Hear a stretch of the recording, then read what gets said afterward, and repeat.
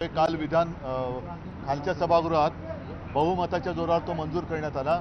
साहजिकच आहे, सत्ताधारी पक्षाकडे पाशवी बहुमत आहे आणि त्याचा ते उपयोग किंवा दुरुपयोग करतायत। आमचा याला नेमका विरोध कशाला आहे हे जेवढे सदस्य आमच्याकडनं बोलले, मग अनिल परब आहेत, अभिजित आहेत, सचिन अहिर आहेत, आणखीन कोण बोललो होतं, तिघच जण बोलले। यांनी स्पष्ट शब्दात सांगितलेलं आहे, सरकारने म्हणजे आपण म्हणतो ना काय कथनी और करनी त्याच्यामध्ये फरक आहे तसं दिसतंय।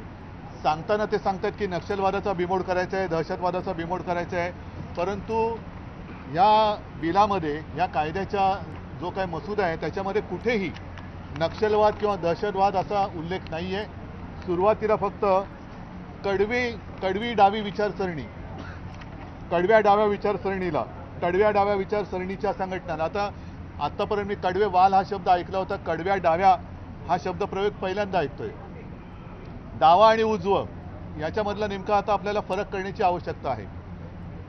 साधारणपणे शिवसेना आणि त्यावेळेला भाजपा वगैरे आम्ही सोबत होतो, आम्हाला उजव्या विचारसरणीचे म्हणायचे आणि आम्ही आहोत, कारण आम्ही धर्म मानणारे आहोत सगळेच, आणि सगळेच मला वाटतं धर्म मानणारे आहेत।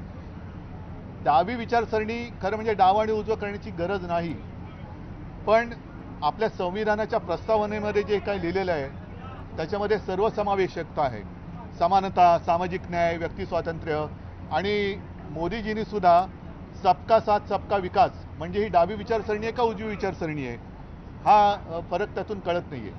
आम्ही या बिलावरती बोलताना जर देशविघातक शक्तींचा बिमोड करायचा असेल तर आम्हाला विचारण्याची गरज नाही, आम्ही नक्कीच सरकारसोबत आहोत, राहू आणि राहणार, त्याच्याबद्दल दुमत असण्याचं कारण नाही आहे।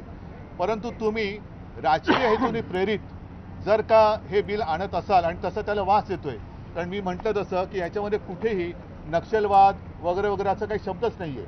मात्र धोकादायक जो शब्द आहे तो मी तुम्हाला मुद्दामून वाचून दाखवतो, हे केवळ आम्हालाच नाही तर तुम्हाला सुद्धा लागू होतं आहे आणि तमाम जनतेला ते कधीही लागू शकतात।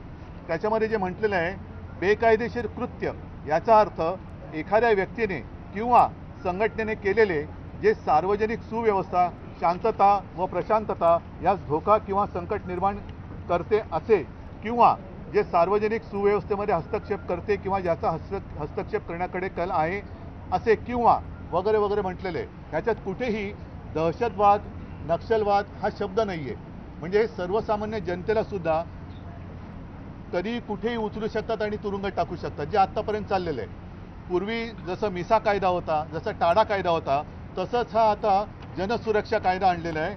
मला असं वाटतं याचं नाव जनसुरक्षेच्या ऐवजी भाजपा सुरक्षा कायदा केला पाहिजे, कारण भाजपच्या विरोधात जो बोलेल तो जणू काही देशद्रोही आहे असा त्यांचा तो समज आहे।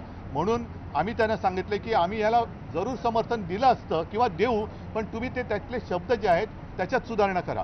त्याच्यामध्ये स्पष्ट शब्दामध्ये देशविघातक कृती करणारे, देशद्रोही वगैरे जे काय आहेत, नक्षलवादी, याचा उल्लेख करा आणि परत बिल आणा। पण असं जर का मोघम बिल आणलं की ज्याला काय आकार उकार शेंडा बुडका काही नाही, की धर आणि उठसूट टाक आज जे आज चाललेलं आहे। पूर्वी जसं मी म्हटलं की मिसा कायदा होता, टाडा कायदा होता, टाडाचा पण दुरुपयोग केला गेला, आणि मग एक तर तू आमच्या पक्षात आहे, नाही तर तुला टाडाखाली टाकतो, तसंच याचा दुरुपयोग होईल। आणि याचं स्पष्ट चित्र आज आम्हाला, म्हणजे मला तरी सभागृहात दिसलं, कारण आमच्याकडनं बोलणारे कोण होते, अनिल परब, सचिन अहिर हे शिवसैनिक, अभिजित काँग्रेस, तिघच जण बोलले, पण त्यांच्याकडनं